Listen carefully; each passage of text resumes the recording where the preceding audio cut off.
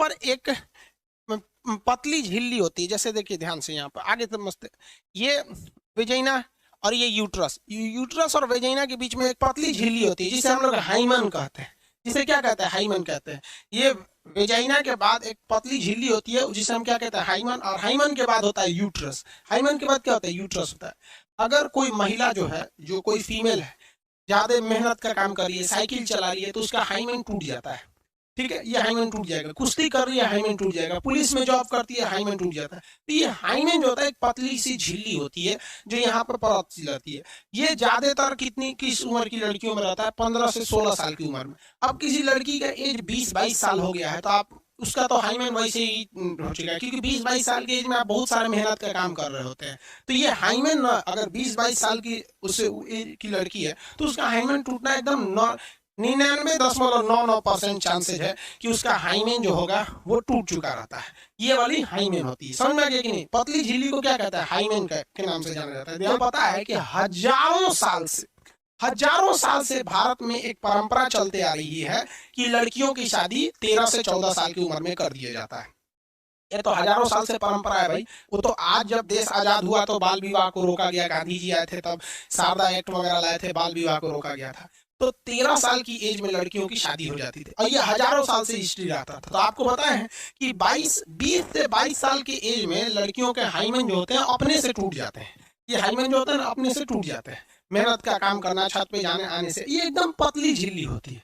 लेकिन पहले क्या होता था कि लड़कियों की शादी 13 साल की एज में कर दी जाती थी और उनका हाइमेन जो होता था, मेहनत नहीं करती थी, 13 साल की लड़की छोटी रहती थी वहां पर।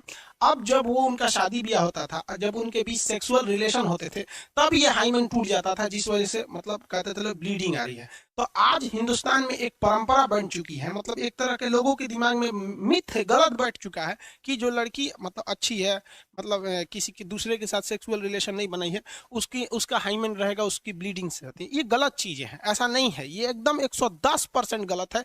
अब अगर आप चाहते हैं कि मान लीजिए आपकी शादी ब्याह हो, आपकी वाइफ के साथ हाइमेन हो, तो फिर 13 साल की उम्र में शादी कर लीजिएगा, आज जेल चल जाइएगा। ठीक है, क्योंकि ये नॉर्मल सी बात है। इतनी पतली झिल्ली रहती है कि एक कागज भी उससे मोटा रहता है, कागज से भी पतली झिल्ली रहती है।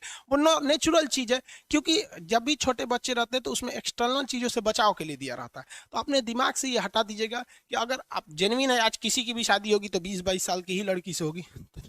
100% तो हम लिख देते हैं, 100% लिख देते हैं, नो हाइमेन सिक्योर। सीढ़ी 10 बार अगर सीढ़ी ऊपर नीचे चढ़ जाओगे ना तो हाइमेन चला जाएगा। तो इस मिथ को हटाइएगा। लेकिन अगर ये बात आई कहां से कि हाइमेन वगैरह या ब्लीडिंग की सवाल, ये अपने दिमाग से हटाइएगा, वरना ये आपके रिलेशन को बर्बाद कर देता है। किसी भी अच्छे खासे रिलेशन को बर्बाद करने के लिए एक शक दिमाग में बैठ जाता है ना, तो वो हो जाएगा। तो आपको तो पता ही भैया, अगर आपको समझ आ गया 13 साल की एज में तो किसी से शादी नहीं होगी। जो कानूनी अपराध यहाँ होगा तो नो ब्लीडिंग, नो हाइमेन वगैरह, सब चीजों को अपने दिमाग से निकालिएगा। अब हम आपको टीचर हैं, हम आपको पढ़ाते हैं, बट हमारी कोशिश रहती है आपको टीचर से ज्यादा एक दोस्त की तरह समझा सके। इसे आप पॉजिटिव वे में लेंगे और अपनी जिंदगी में खुशहाल रहिए। आप लोग समझ में आया? अब हम